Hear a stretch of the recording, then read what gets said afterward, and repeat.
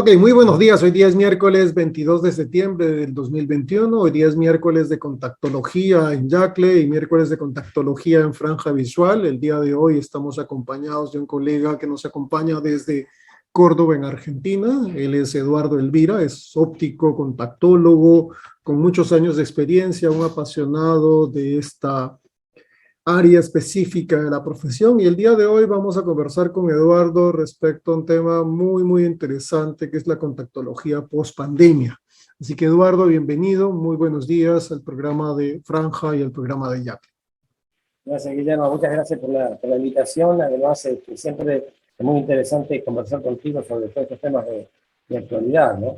Y me parece que es un tema interesante esto de la contactología post-pandemia, porque creo que ninguno de nosotros sabe qué es lo que va a venir después de esto, porque las costumbres van a cambiar profundamente, ¿no?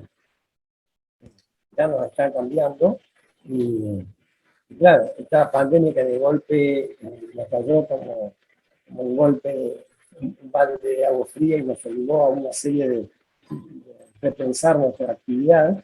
No es nueva, la humanidad lo ha sufrido muchísimas veces, como comentamos, que parece que en la humanidad esto es como una rueda, un círculo donde se van reproduciendo, ¿no?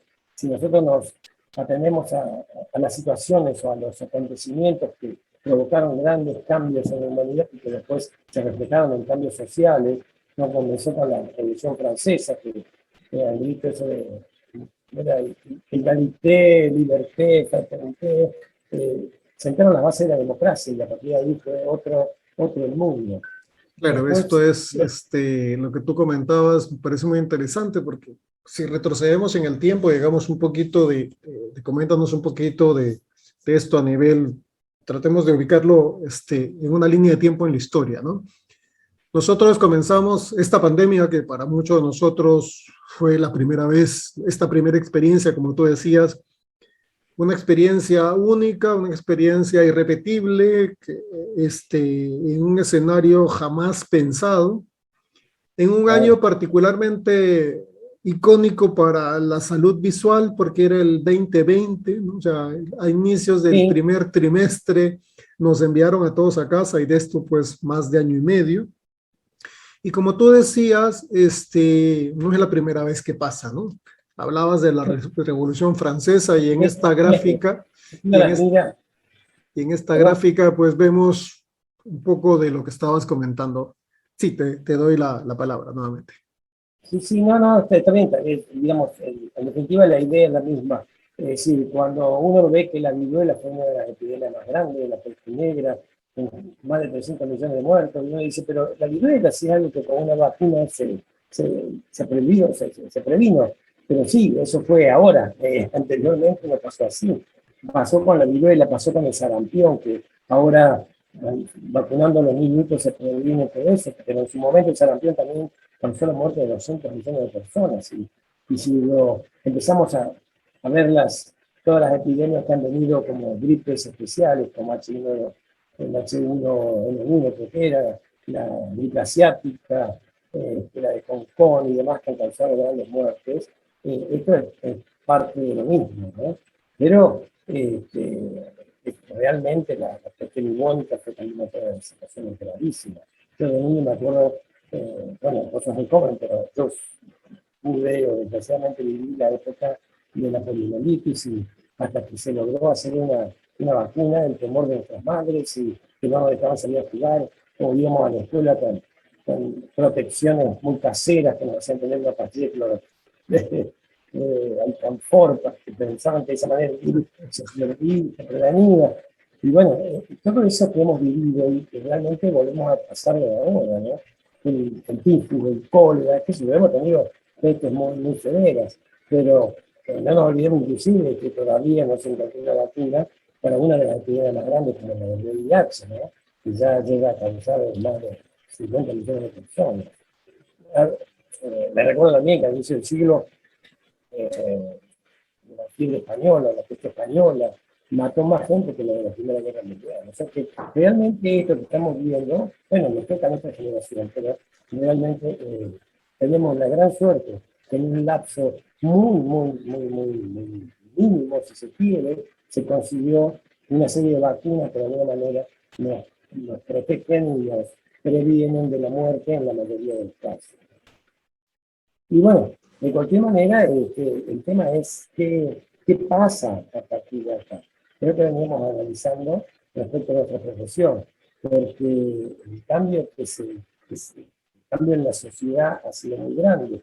Si nosotros vemos cuando ocurrió tenía en el diapositivo anterior, creo que fue, cuando se declaró la pandemia del COVID, la Organización de la Salud, nos mandaron todos preventivamente a la casa, y eso fue en marzo del 2020, de manera de tal de evitar la propagación, ¿no? Y eso significó que de golpe nos metieran por decreto en una serie de limitaciones que al principio fueron aceptadas, al principio fueron de alguna manera tomadas como norma, pero después empezó a afectar a mucha gente, desde lo psicológico y desde lo físico inclusive, ¿no? Porque el encierro, que se fue prolongando, por lo menos en nuestro país, generó no solo, digamos, la muerte por el COVID que seguía creciendo, sino que además empezó a alterar de manera sustancial la salud de la gente que estaba encerrada. Y eso trajo aparejado además otro problema económico, el hecho del cierre de la mayoría, digamos, de los emprendimientos comerciales, económicos y demás. Comercialmente dejó en la avenida muchísima gente, cosas que no hubieran sido pensadas realmente, ¿no? Porque eran negocios florecientes.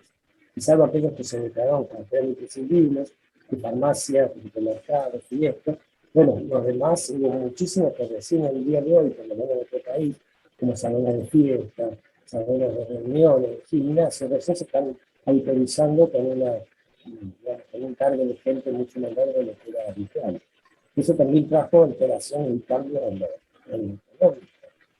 Sí, hay unos cambios, como tú mencionas, muy críticos, ¿no? O sea, no solamente era el tema económico, que obviamente ha sido desde la perspectiva de valoración de los gobiernos de cada uno de estos países a nivel global también, que cómo ir modulando a partir de los hallazgos que tenía la ciencia respecto a cuál era el comportamiento del virus. Por el principio nos mandaron, como tú dices, a todos a casa porque no sabían, se propaga, perfecto. ¿Cómo se propaga? Persona a persona, perfecto. Mandemos a la gente a su casa para que la propagación disminuya, mientras comenzamos a entender cuál es la característica específica y ver si encontramos algo, porque se hablaba pues de que las vacunas, y eso produjo mucha especulación respecto a los grupos antivacuna, por el corto plazo en el momento digamos, del desarrollo de las inmunizaciones. Pero hay que tomar en cuenta en que el nivel de ciencia que tenemos hoy, que no era el mismo de la peste negra, por ejemplo, o de otras pandemias, nos ha sumado mucho, ¿no? Las grandes ventajas que hemos tenido en esta pandemia. Y de alguna otra forma yo creo que forzadamente la solidaridad se tuvo que establecer como un parámetro de referencia, porque si yo tengo un grupo de enfermos y estos enfermos se pueden mover, pues sencillamente también me van a afectar a mí. Entonces, por eso es que COVAX Facility y estas instituciones que auspiciadas por la Organización Mundial de la Salud y en la cual los gobiernos de países desarrollados han de alguna puesto dinero para vacunación, no es que sea gratis, es básicamente porque entienden de que si no controlamos esto de manera global, el problema va a seguir subsistiendo y no vamos a encontrarle. A la fecha tenemos cerca de 9 o 10 variantes del virus. Algunas, digamos, inocuas, en el sentido de no diferentes a las anteriores, pero algunas de características diferentes de alta tasa de velocidad de contagio, como la Delta, o como la Mu que se ha puesto en observación en este momento, que es digamos, su cepa originalmente es colombiana. Entonces, tenemos un escenario que comenzó así, ¿no? Vacío, sin gente, centros comerciales, aulas de clase. Muchas de estas actividades pasaron a un sistema virtual, pero la valoración de pacientes, pues sobre todo en el caso particular de los usuarios de lentes de contacto, es prácticamente imposible que sea virtual. Y eso nos ha llevado a, como tú mencionabas, y vamos a conversar de eso, a una serie de retos, ¿no? O sea, en lo social, en lo político, en lo sanitario, en lo académico y en lo económico, ¿no? O sea, digamos, de manera general son los aspectos que podríamos encontrar como más relevantes desde el punto de vista de sociedades. ¿Cómo ha sido, por ejemplo, en el caso particular de ustedes en Argentina? Aquí en Perú ocurrió que hubo elecciones justo en esta etapa de pandemia también, elecciones un poco convulsionadas por segundas vueltas. Develó que en países como Perú, pues el tema sanitario era un tema en el cual no se había puesto interés y había una carencia espectacular de atención y eso produjo pues más muertes de las que se hubieran querido. Económicamente, más ha sido el tema político, el que ha cambiado un poco el escenario del tipo de cambio en Perú, pero yo creo que el tema económico para nosotros tenía un impacto significativo, un porcentaje importante de la población desempleo, y por otro lado, en otros escenarios, pues por lo menos el gobierno ha podido paliar cierto tipo de situaciones económicas dando soporte a este grupo poblacional. Y en lo académico yo creo que también hay una brecha en estos casi 2 años de estudios de forma virtual, hay una suerte de brecha. Y te lo comentaba antes de comenzar, que muchos chicos pues están trabajando ya o en algunos casos estudian, pero como estás en la comodidad de tu casa, pues estás echado viendo otra cosa, haciendo otra actividad y esto también impacta en cómo aprendo, ¿no? Entonces, este es el escenario de los retos que tenemos. Desde el punto de vista académico, digamos, el problema, digamos, de esta pandemia también es que abre una brecha entre, digamos, los distintos grupos sociales, ¿no?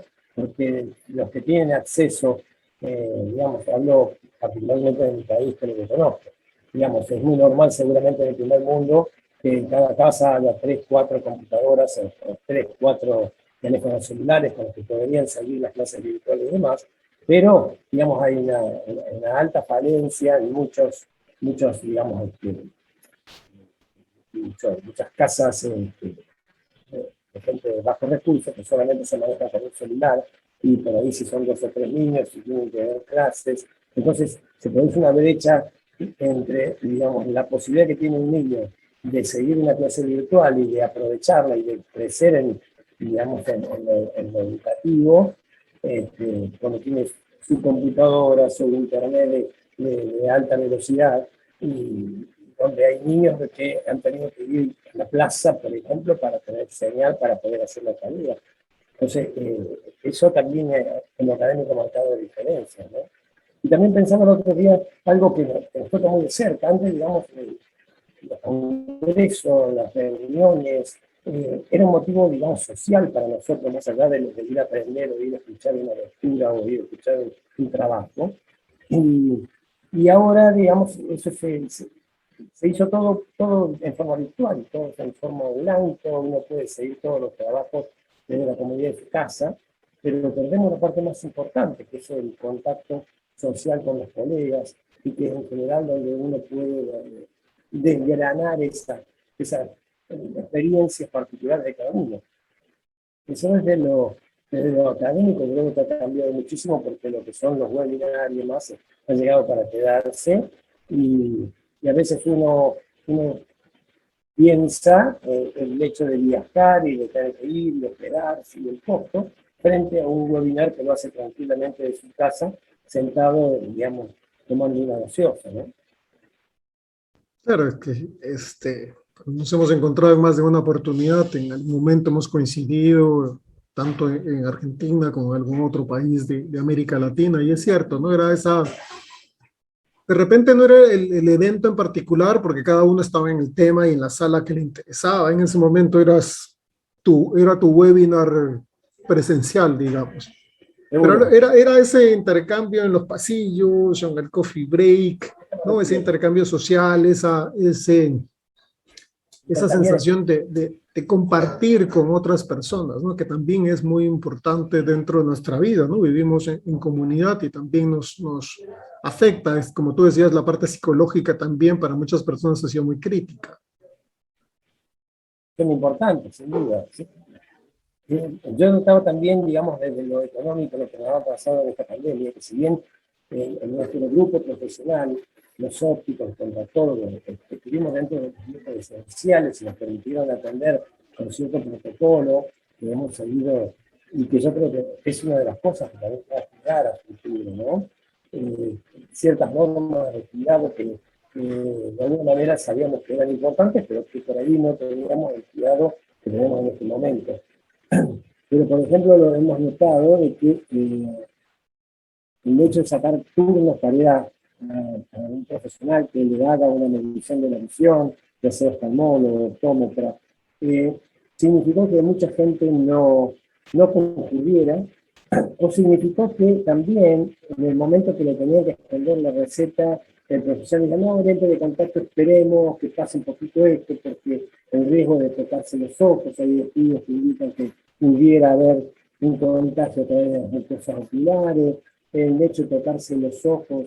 Hay estudios interesantes que muestran cómo la gente inclusive, digamos, suspendió el uso de sus lentes ante el temor de tocarse los ojos o porque leyó mucha información de que decía que podía ser riesgoso el contacto con las mucosas de los ojos, así como son parte de las mucosas nasales y bucales. Y decidió suspender el uso, o lo decidió suspender porque ya el uso social no era como antes, entonces lo suspendió porque estaba en su casa, o porque ya no hacía gimnasia o no tenía que salir, digamos, a reuniones, entonces fue postergando el uso del lente, y creo que es una tarea que tenemos que volver a, los contactólogos y los profesionales, a volver a traer toda esa gente al uso rutinario del lente a posteriori de la pandemia, ¿no? O aquellos que abrigan cierto temor de incorporarlos, digamos, a un cambio por lentes diarios desechables que les permitan minimizar los riesgos de contactarse los ojos y demás.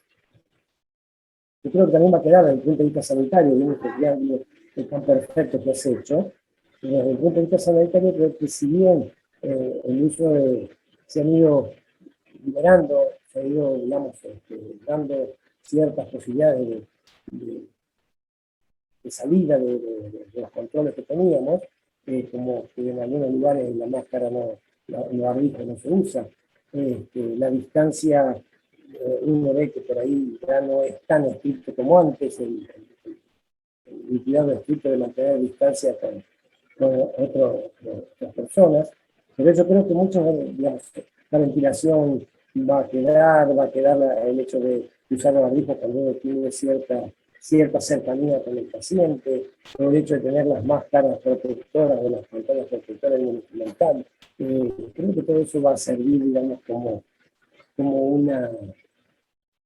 un cuidado de protección que va a seguir post pandemia. Los escenarios que nosotros hemos, como tú comentabas, que hemos enfrentado, pues era el regresar a la consulta, ¿no? Porque quizás, como sucedió en muchos de los países, los primeros 15 días era como si nos hubieran mandado de vacaciones a todos, ¿no? Dijimos, bueno, vamos a ver, pandemia, 15 días, vamos a ver qué pasa. Pero cuando llegaste el primer mes y tenías cero actividad profesional y el negocio, los compromisos, digamos que se asocian al negocio, la liquidación de pago de impuestos, el personal, el propio consultorio, el alquiler o los gastos que involucraba el consultorio, equipos que no tenían movimiento y mantenimiento. Entonces uno comenzó a decir, bueno, ¿y ahora qué va a pasar? ¿Qué vamos a hacer? ¿No? Eso fue realmente una preocupación muy seria, ¿no? Y nosotros teníamos la posibilidad de trabajar. Claro. Entonces, digamos que, por suerte, el que tenía la posibilidad de manejarse con la provisión de gafas o de anteojería, y anteojos recetados y multifocales y demás, profesionales que lo necesitaban y que de alguna manera no podían estar, porque estaban mejor en su casa, a lo mejor no venía a la consulta, pero el que tenía que trabajar, el personal sanitario, el personal de seguridad, aquellos que estaban habilitados atender los negocios de cercanía o los supermercados y demás, necesitaban su anteojo. Y entonces, digamos, eso permitió que de alguna manera los que teníamos consultorios contactológicos pudiéramos económicamente balancear un poco el hecho de tener los consultorios de contactología prácticamente vacíos, ¿no? Porque venía la gente a reponer su lente, aquel que lo había perdido necesitaba, pero la provisión de nuevas recetas, de nuevos pacientes, se vio bastante frenada durante un tiempo, hasta que en nuestro país, y lo prescribe el oftalmólogo, pudieron volver a entender de que no había un riesgo tan grande en que se adaptara un lente de contacto tomando las precauciones y los protocolos que correspondían. Y recién ahí, digamos, la actividad empezó como a normalizarse, y hablando ya prácticamente un año después de la declaración de esta pandemia, ¿no? Sí, y nos obligó también a cierto tipo de indumentaria, ¿no? Ciertas características que eran un tema de seguridad personal, o sea, para evitar yo contagiarme, el uso de ciertos protocolos que el paciente tenía que diligenciar previamente para saber si estaba o no estaba. Al principio, por ejemplo, se preguntaba si tenía síntomas. Hoy día, en el que yo utilizo personalmente, ya al paciente le pregunto si estuvo contagiado, porque ya ocurre que muchos pacientes estuvieron enfermos y salieron de la enfermedad, y le agregas más cosas ahora al formulario, porque le preguntas al paciente si está ya vacunado, porque si se enfermó y luego se vacunó, o si se vacunó y no se enfermó, también te permite de alguna manera tener una suerte de epidemiología del trabajo que estás realizando en el consultorio, ¿no? Son datos importantes, creo yo, para nuestro manejo, y esta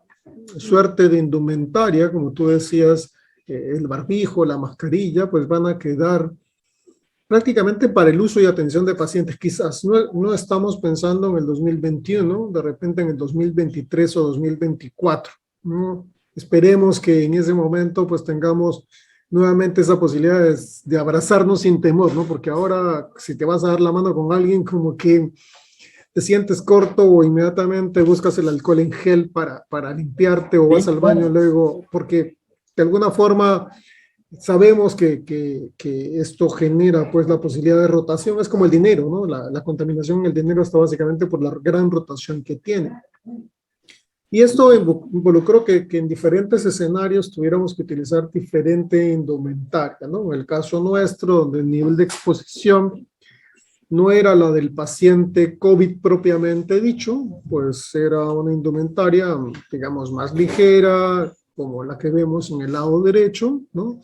Y en los que tenían, digamos, el que trabajaba en la emergencia de un hospital, o el que estaba en un ámbito hospitalario, donde el nivel de riesgo era mayor, pues definitivamente la indumentaria cambiaba significativamente para protección tanto digamos, del profesional como del propio paciente, ¿no?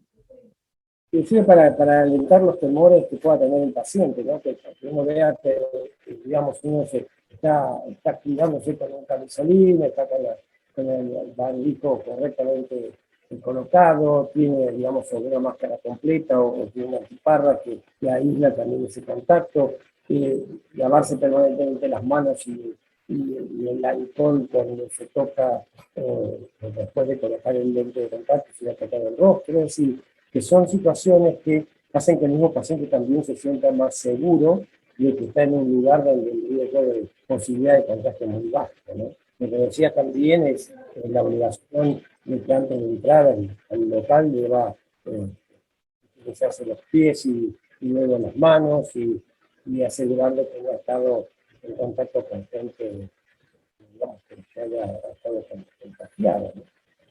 Claro, lo que se buscaba de alguna forma es minimizar nivel de riesgo, ¿no? Minimizar nivel de carga viral en los pacientes, porque igual luego tocaba, por ejemplo, yo lo que puse en el consultorio fue una lámpara ultravioleta que la utilizo al término de cada atención, ¿no? O sea, 15 minutos después de cada paciente, sales ultravioleta, ingresas, y al terminar el día la dejo prendida por 1 hora, o sea, una vez que ya salí, para que el consultorio quede listo para el día siguiente, ¿no? Después de que se hizo el aseo, pues se pone la lámpara y ahí queda todo disponible.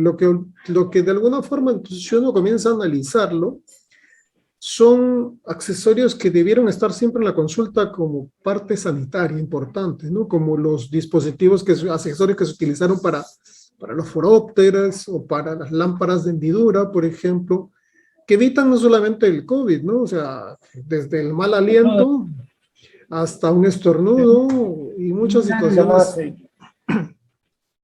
Cualquier situación, digamos, de posibilidad de contagio. Por eso decía, yo creo que estas van a ser situaciones que van a quedar post pandemia, de tener las pantallas en los instrumentos y demás, porque es una forma de evitar la posibilidad que en el diálogo y en la conversación con el paciente, esas microgotas pudieran llevar el contagio, aún de una gripe convencional, quizás, ¿no es cierto? O de cualquier otra enfermedad de tipo infecciosa. Por eso creo que todo este tipo de precaución de las cosas que vamos a dar, y que en nuestro consultorio también ahora uno toma la precaución de entre paciente y paciente hacer una desinfección general con alcohol y distintos sistemas. No sé si el día de mañana haremos lo que hacemos con los armazones. En este momento nosotros también nos sometemos a los armazones a una cabina de radiación para que aquella armazón que se probó un paciente va a digamos, no se vuelve a tocar hasta que no se desinfecta con radiación, para asegurarnos de que, bueno, el próximo paciente que se le pudiera probar no corre riesgos, ¿no? Y nosotros al tocarlo con las manos. Y si las situaciones que van a seguir vigentes después de la pandemia. Yo creo que sí, comparto esa idea contigo, creo que hemos comenzado a hacer conciencia de ciertas situaciones. Por ejemplo, lo conversaba con mi esposa y decía, en este año pues no nos hemos tenido gripe, por ejemplo, a pesar de que aquí en Lima todavía tenemos cierto rango de estaciones. Nosotros estamos terminando de salir del invierno para la primavera, por ejemplo. Ahora a fines de septiembre se inicia la primavera aquí.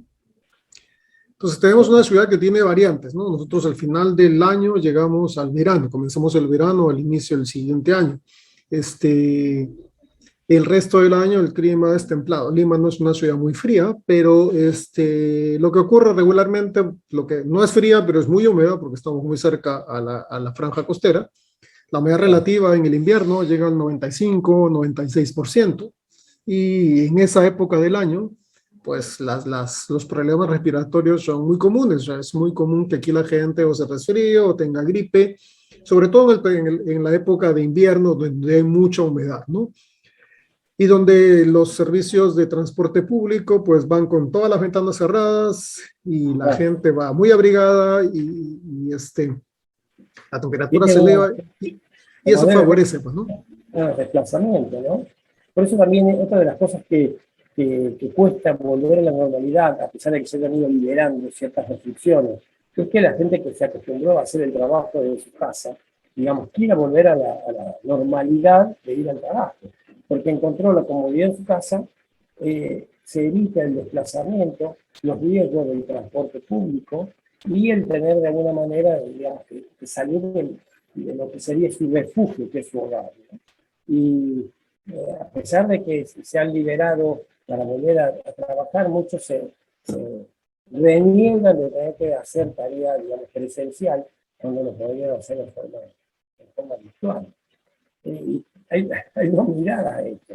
Y está el otro, que no aguanta estar en su casa y que lo que quiere es constante irse al trabajo, y de golpe se siente totalmente liberado, que a lo mejor salía del trabajo y antes nunca se iba yo con los amigos a tomar una cerveza, y de golpe ahora regresar el trabajo y es como que plena libertad lo soltaron en la calle y quiere juntarse a tomar una cerveza o a disfrutar de ese estado de libertad, ¿no? Ahora, sí, y como en la nueva normalidad que nos espera, seguiremos distanciándonos socialmente, y cuando uno lo empieza a ver, uno se da cuenta de que el distanciamiento se va perdiendo, ¿no? Se va perdiendo, que al principio los transportes colectivos de pasajeros tenían espaciamiento. Es una incongruencia, por ejemplo, vas al aeropuerto y te hacen mantener 2 metros de distancia, 3 metros de distancia en las salas de preembarque y resulta que después subía al avión y te estás empujando en los pasillos y entonces ese tipo de Sí, cosas. no, en los viajes aéreos todavía yo no he viajado, creo que me va a tocar en noviembre. Manera, bueno, habrá que ir acostumbrándose a eso que se llamará normalidad post-pandemia, pero ¿es normalidad eso? No sé si va a ser esto. Que uno ve ahora los bares que le han permitido abrir, o los restaurantes, donde se encuentran que salvo algunos que han puesto mesas separadas para que no estén cercanos, de golpe la gente vuelve a estar casi con las mismas situaciones que estaba antes. Entonces yo creo que esto va a ser como que cada uno tiene que asumir la responsabilidad personal del cuidado, ¿no? De tomar los cuidados respectivos por pandemia desde el punto de vista de la salud. Si bien estamos vacunados y demás, no estamos exentos de contagiarnos y lo más grave que ese contagio lo podamos seguir trasladando a las personas que nos estamos en contacto. Sí, eso es un tema importante, como tú decías, toca ya de alguna forma la conciencia personal, ¿no? Digamos, ese sentido de protección que yo quiero tener para mí, mi familia o mi entorno más cercano, que es con el que pasas la mayor cantidad del tiempo. Como tú decías, para muchos sucede que los días que yo voy al consultorio, algunos días estoy en casa haciendo trabajo y los días que cito paciente, pues voy, o sea, como tú dices, citado, paciente citado, los atiendes dos, tres y te regresas. Es esa sensación extraña de estar, bueno, no sin mascarilla en la calle, pero de salir y ver cosas que tú dices, bueno, aquí con mucha pena ves que negocios cerraron, sobre todo cuando estás caminando, o negocios nuevos que han encontrado oportunidades, ¿no? Y las oportunidades siempre están porque hay cambios, pero los cambios también nos llevan a oportunidades y es de lo que conversamos al principio Bien. y estas oportunidades pues son las que nosotros vamos a tener que tomar en cuenta en función a lo que existe o en función a lo que se ha estudiado de manera previa, aunque no son realidades específicamente de nuestros países, pero que nos ayuden a entender un poquito más cuál es ese nuevo comportamiento del usuario, ¿no? Ese usuario o más exigente o ese usuario que tiene ahora pues necesidades diferentes. Creo que lo comentábamos anteriormente de que es muy interesante, a pesar de que los mercados son totalmente distintos y siempre mirando, así no ahora, después del bajón de todo lo malo de esta pandemia, viendo el futuro con una perspectiva positiva. El estudio que hizo el Instituto para el Lente de Contacto, que realmente investigó una serie de más de 1.600 personas, digamos, para interiorizarse de qué era, digamos, lo que pensaban ellos respecto a la salud, respecto a la vuelta a la normalidad y qué es lo que les gustaría realmente hacer, ¿no? Y lo más interesante es que, bueno, lo primero que pensaban, y si apenas salga de esto, lo primero que voy a hacer es juntarme con mis amigos, quiero ir, volver a hacer gimnasio, a hacer deporte, quiero ir de compras, quiero ir de viaje. Y para todo ello, digamos, cuando se le preguntaban qué opinaban respecto a la salud, todos estaban decididos a invertir una mayor cantidad de dinero dándole importancia a la salud. Y dentro de esa salud, un porcentaje muy grande hablaba de lo que era la salud visual.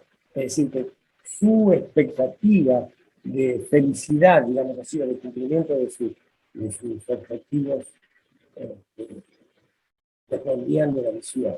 Por lo tanto, creo que tenemos por delante un camino interesante porque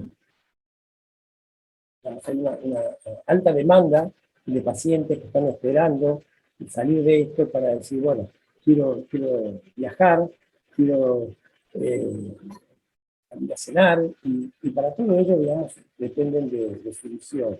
Y está en nosotros los profesionales tener la capacidad de poder aconsejar, asesorar, porque justamente una de las situaciones que planteaba también en esta encuesta, es que muchas de ellas no se sentían totalmente asesorados, pero sí tenían una alta confianza en el profesional que los atendía. Quiere decir de que estaban deseosos de que nosotros como profesionales de cuidado de la salud les podamos asesorar sobre las mejores posibilidades de cuidado y aquellos que usan lentes de contacto, las nuevas modalidades de lentes o las nuevas tecnologías que aseguran una mejor adaptación. Todos están, digamos, ansiosos de tener información. Bueno, yo lo vivo en la práctica diaria, que todo el que viene después de un tiempo te dice, hay algo nuevo, ¿qué tenemos, qué nuevo puede ofrecer? Solo ellos, digamos, están deseosos de que uno si uno le ofrezca, digamos, están deseosos de que uno les informe qué cosa nueva les podemos dar, ¿no? Y no sé si has notado, Eduardo, perdón, que hay un incremento de la preocupación porque aparecieron síntomas que antes no tenían, porque, como tú comentabas, pues la virtualidad obligó a un uso diferente de los ojos y esos síntomas se reflejan en una preocupación. De alguna forma, ese gran grupo de pacientes que se muestra aquí, 70%, 7 de cada 10 personas que tienen algún problema, es un número muy grande, ¿no? 70% es un, o sea, de interesados en algo que les mejore su calidad de vida, que les des nuevas opciones, ¿no? Que les preguntes sobre su estilo de vida para que le des mejores alternativas de solución a sus problemas.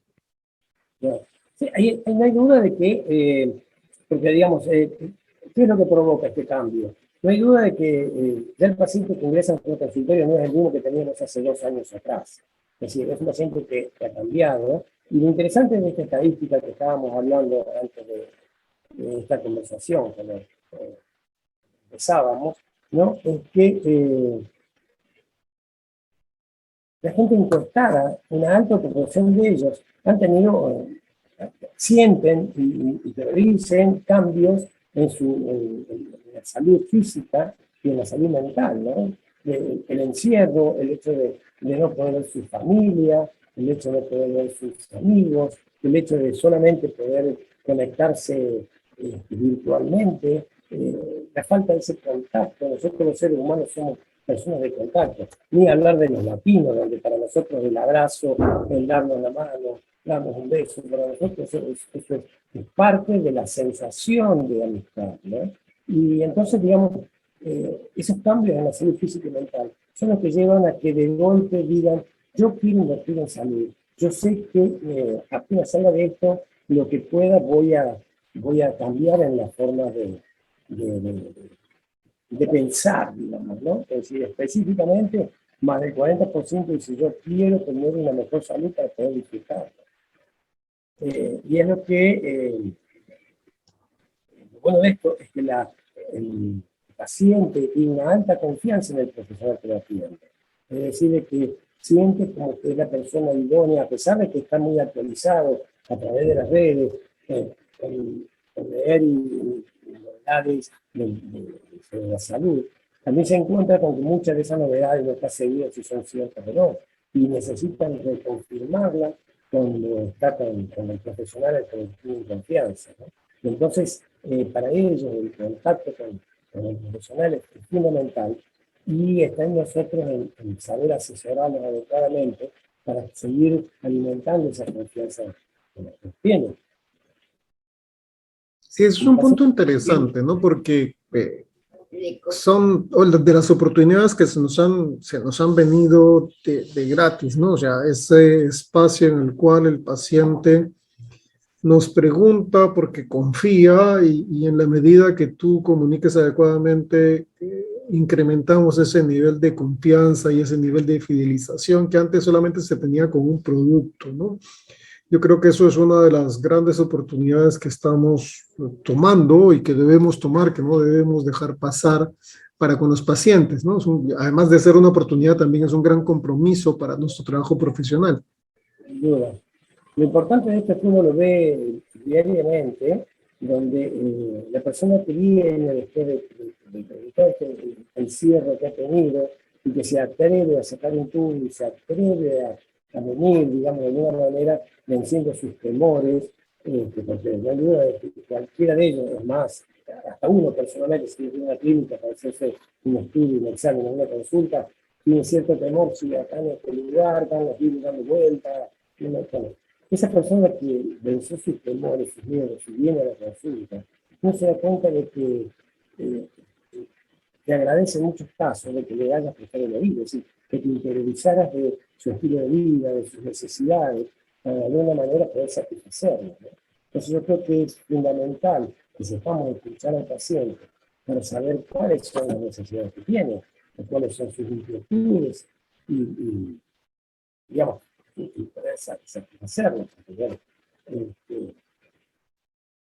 el contacto creo que en estos casos, en donde podemos tener un campo muy amplio de aplicación. En esa estadística hablaba de que muchas de esas personas que se fueron encuestadas hablaban de que los que pretendían, por ejemplo, tener actividades en vivo, querían tener, participar o de discotecas o de recitales o de ir a un teatro. Es decir, el hecho de eso significa de que su estética la van a tirar y van a buscar el lente de contacto como mejor forma de conexión o de no usar las gafas.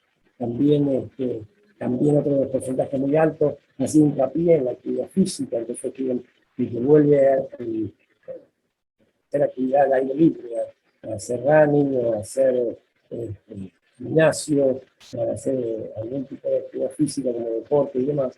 Evidentemente que el lente de contacto viene a cubrir ampliamente sus expectativas de visión para el mejor desempeño. Tenemos que estar muy atentos para poder, digamos, suplir y entender al paciente y cuál es su necesidad, ¿no? Por otro lado, también esto, digamos, al salir de la pandemia también se ha hablado de los hábitos de consumo, ¿no? De los hábitos de cuál, como tú decías, ya no es el mismo paciente, ya no es el mismo consumidor de hace 2 años, es un consumidor diferente, con otro nivel de entendimiento de la vida, que está buscando otras cosas y esto qué significa de alguna forma para nuestro desempeño profesional, ¿no? Esos usuarios que quieren cosas que les mejoren su futuro y están interesados en eso, y no es una restricción, digamos, el costo del servicio, sino están dispuestos a invertir más en obtener algo que les mejore su futuro en el corto plazo, ¿no? Y así es. Cerca de, bueno, prácticamente todas las personas, cerca del 90% de esa estadística hablaban de estadística, de ese tipo de trabajo que se realizó. Hablaban de que lo más importante, digamos, era la vista para poder llegar y alcanzar los objetivos, digamos, de felicidad o del futuro prometedor que querían, ¿no?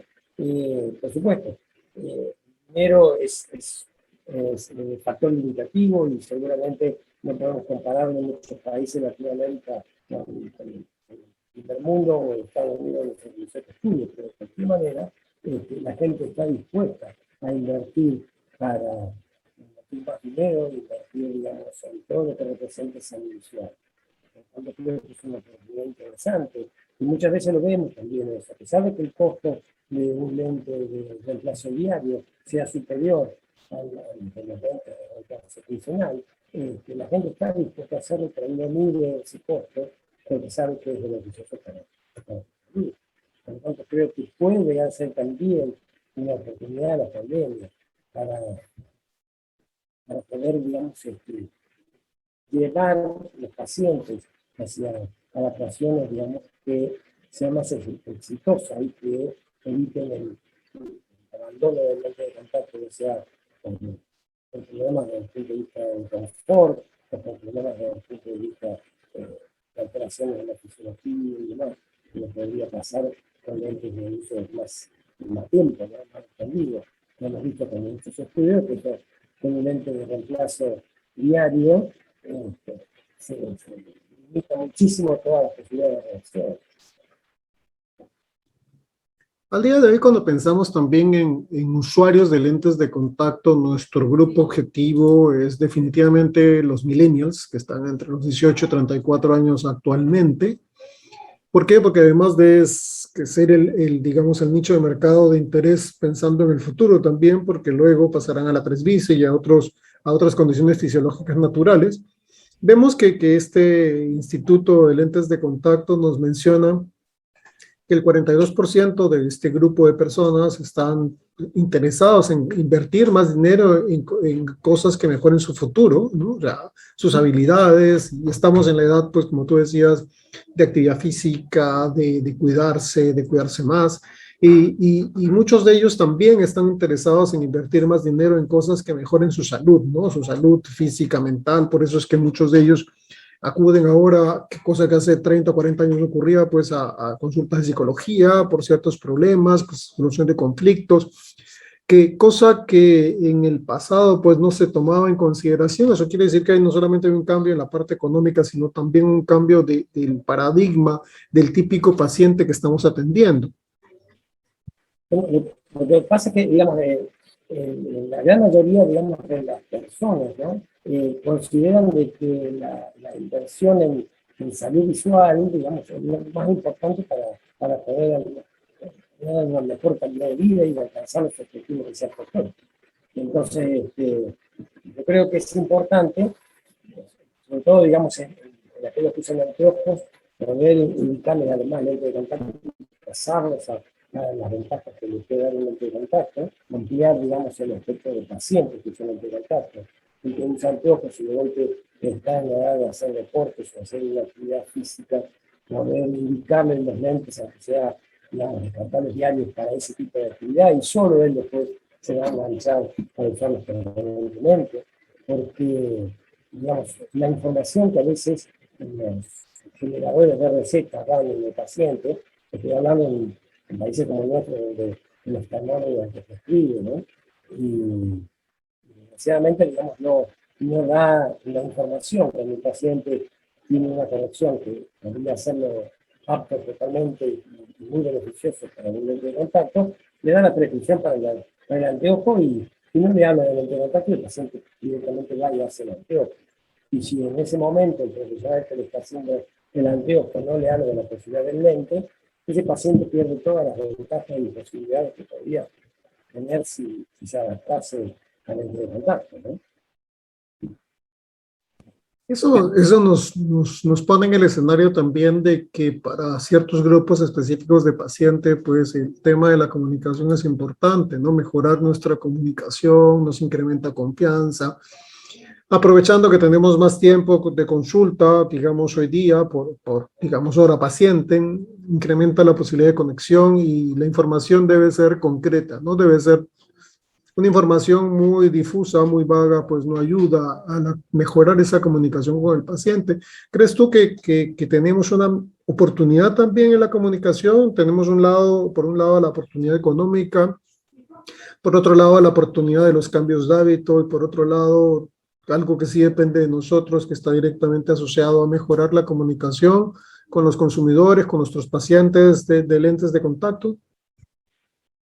Es muy importante esto que estás comentando, porque en la práctica diaria, como digamos, la cantidad de pacientes que uno puede ver por día es más reducida y hay menor cantidad de gente que está agendada por horarios, uno dispone de mayor tiempo en la consulta y puede dialogar, como decíamos anteriormente, sobre interiorizar las necesidades del paciente, pero después que uno termina de atender al paciente,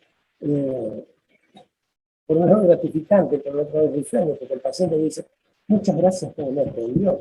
Y yo le digo, ¿por qué me lo agradeces? Si es mi obligación. La obligación de todos los profesionales debería ser dedicarle el tiempo necesario para que usted nos explique cuáles son sus necesidades y poder satisfacerlas.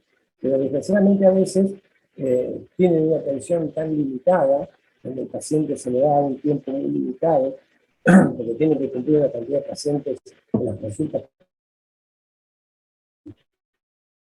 día, y entonces los pacientes, sobre todo a veces son de la sección, piensan que lo normal es que la atiendan 10 minutos y le den la prescripción ahí en 10, 15 minutos y sin interiorizarse en realidad de cuál es el problema que tiene. Por eso es importante generar con el paciente la confianza necesaria para que se explaye y le plantee cuáles son sus necesidades. segundo, dedicarle el tiempo que corresponda para, para que el paciente se sienta que realmente está escuchado, entendido, y que realmente uno se compromete en darle una solución. Y luego tratar de que ese paciente, la mejor recomendación sea decirle a su gente de confianza de que realmente lo hemos atendido mejormente. Sí, yo creo que coincido totalmente contigo respecto a esto, Eduardo, porque la atención personalizada es compleja porque dedica el tiempo del profesional al paciente, pero que de alguna forma es lo que creo que el paciente valora más, ¿no? O sea, esa cercanía que hoy día se vio de alguna forma en algún momento trunca, de no poder estar en algunos sitios. La teleconsulta sí tiene un rol, pero no es lo mismo que esa consulta presencial, física, en la cual examinas, le comentas al paciente, le preguntas, obtienes información, tienes retroalimentación de lo que está pasando con él, estableces criterio de necesidades primarias y secundarias respecto al tipo de uso de sus ojos y eso te permite pues darle una solución integral, ¿no? Una solución que él no va a rechazar por el solo hecho de decir, bueno, ¿cuánto va a costar? Sino sencillamente lo entiende qué es lo que él necesita para cubrir esas necesidades que está planteando, ¿no? Entonces yo creo que en ese tipo de contexto, pues definitivamente lo que tenemos es una gran oportunidad post pandemia. La hemos tenido antes y no nos dábamos cuenta, creo yo, y hoy día esta situación que enfrentamos, que estamos enfrentando todavía y que todavía enfrentaremos por algún tiempo más, pues nos ha dado perspectivas diferentes que creo que tenemos que saber aprovechar adecuadamente. Yo creo que además, fíjate que esto es muy importante porque es un salvoconducto que tenemos profesionales frente, digamos, a algunos avances tecnológicos que uno avisora, digamos, a nivel mundial, y lo va viendo que en algunos países se implementan, ¿no? Como, digamos, la teleconsulta, la atención, la refracción o la medición del estado refractivo con un programita a través del celular, el evitar el contacto con la visita al optómetra o al oftalmólogo, y inclusive, digamos, luego ese joven que ya está muy acostumbrado a manejar redes y a estar todo en una computadora, se hace la medición con el programa y entra en un catálogo de armazones y dice qué armazón, y con ese armazón pone la prescripción y en realidad ni pasó por la casa del profesional, o sea que muchas de las posibles problemas que pudiera tener, digamos, quedaron en lo virtual, en la red, ¿no? Entonces yo creo que es fundamental que el paciente sepa que es importante el contacto con nosotros, con los profesionales, y de esa manera poder esquivar, poder luchar, que de alguna manera, digamos, seguir vigente frente a este tipo de avances que no sabemos si de alguna manera llegará a tener, digamos, un gran desarrollo, pero creo que así como, por ejemplo, las ventas online, de lentes de contacto y demás han tenido un gran desarrollo, creo que esto puede llegar a ser también un avance muy grande, que no sé si va a ser para bien o para mal, pero de alguna manera tenemos que estar preparados y de alguna manera estar atentos a esas circunstancias, ¿no? Sí, no, definitivamente la pandemia nos enseñó que nada era estático, que todo puede cambiar de la noche a la mañana y ser totalmente diferente de manera inicial, ¿no? Entonces, a replantear muchas cosas que hacíamos de manera diferente ahora para lograr el objetivo que tenemos, ¿no? De hacer crecer nuestro trabajo, nuestra práctica profesional, nuestro negocio, nuestra óptica, etcétera, lo que estemos en el área en la que nos estemos desenvolviendo. Yo creo que eso ha sido parte de esta enseñanza, ¿no? Esta enseñanza a sangre y fuego que nos tocó de alguna forma a todos vivir en este tiempo, que de alguna manera nos ha dado mensajes, nos ha dado información, nos ha dado aprendizaje, y creo que es el principal beneficio que estamos teniendo, ¿no? Y con cara hacia el futuro, y alguna vez comentaba alguien que, bueno, lo único que aprendimos es que el futuro es de corto plazo, que no puedo planificar los próximos 20 años porque una situación como esta nos las cambiaba de la noche a la mañana, ¿no? Entonces, nada, yo creo que esta conversación ha sido muy, muy interesante respecto a este tema que va a pasar post pandemia. Hemos especulado algunas cosas en función a nuestra propia experiencia y a estas vivencias que hemos tenido en cada uno de nuestros países, en función a lo que estamos viendo, que sucede con la gente que está alrededor nuestro, que requiere o demanda nuestros servicios también. Así que, nada, quiero agradecerte, Eduardo, por tu tiempo, por haber escogido este tema específicamente. Y ha sido un placer, como siempre, por lo menos encontrarnos de forma virtual. No se puede hacer aún de forma presencial, pero ya en su momento será. Así que los micrófonos para sus palabras de despedida. Esperemos que podamos encontrarnos presencialmente. Muchísimas gracias, Guillermo, por la invitación. No, a ti, Eduardo, y bueno, nos escuchamos la próxima semana en otro programa de Jack. Gracias. Muchísimas gracias.